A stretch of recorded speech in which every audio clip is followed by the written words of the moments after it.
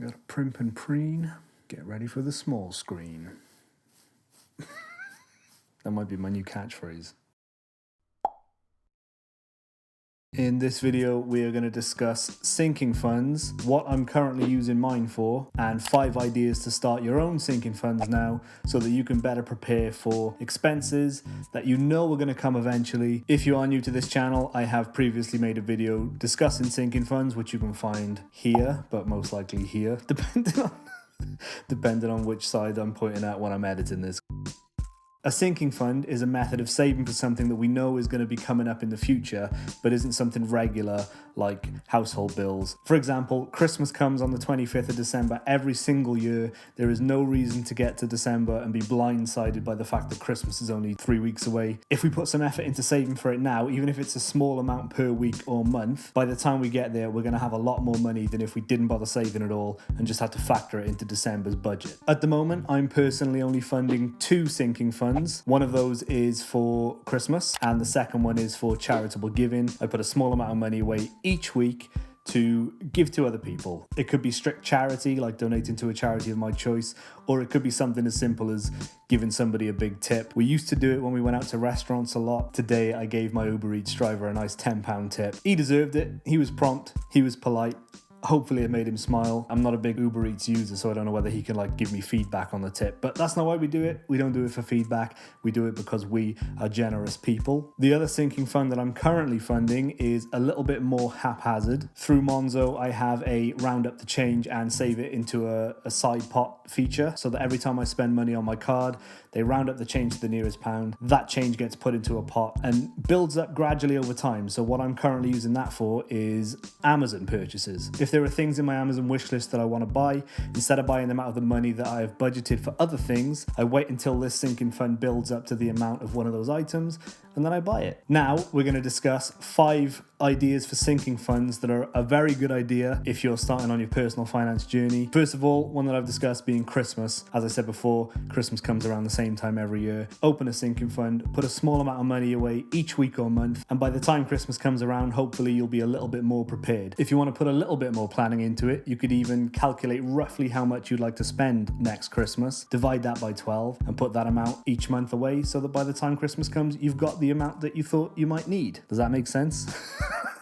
I know it makes sense, it just sounded long-winded. The second thing is your vehicle. If you operate a vehicle, it's a good idea to put some money aside when you can, so that when repairs come up, if you need new tyres, you need to get your brakes checked, you've got some money set aside for that. Again, it's not a regular expense. You might not have to get new tyres like clockwork every year, but when you do need it, it's better to have some money set aside. So you could set your vehicle sinking fund with a cap on it. So say once you get £500, you want to leave it at that and start funding something else. That's perfectly fine, but get that £500. The third thing, which is something I'm pretty sure we could all do with at the moment, holidays. I'm sure a lot of people generally take at least one holiday a year, whether it's going abroad or staying in the country and just doing trips around more locally. They need to be funded somehow. Same formula, you could designate an amount you want to spend on that holiday and start paying regular increments into your sinking fund, or you could just put as much as you want away each week, but when it comes to booking a holiday, you've at least got something to put towards it. The fourth sinking fund, which is one that I don't actually use at the moment, if you're somebody who is maybe a little bit more like the person that I live with, Sean, I'm not trying to make you out like a shopaholic or anything. Sean tends to buy more clothes than I do. A sinking fund for clothing is an excellent idea. If I take my own advice, which I probably should, maybe, I should set up a sinking fund for trainers because they're probably the most expensive thing that I buy clothing wise on a semi-regular basis. Maybe twice a year I'll buy a new pair of trainers. I'm very frugal like that. I'm not very fancy. I mean, look, I've had this hat for God knows how long and it's still got the Morty chew marks in it. But I like it. I think it gives it character.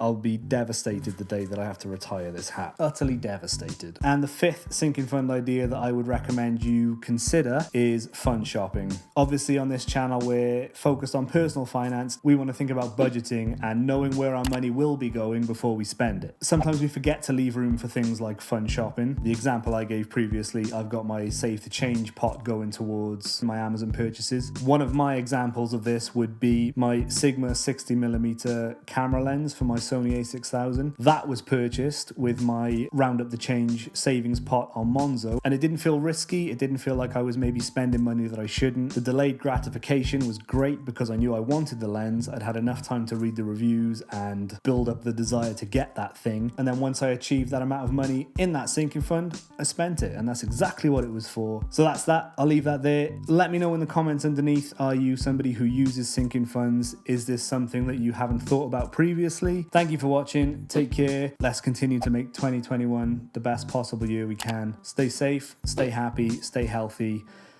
and let's get wealthy. Let's be more sensible with the money that we have.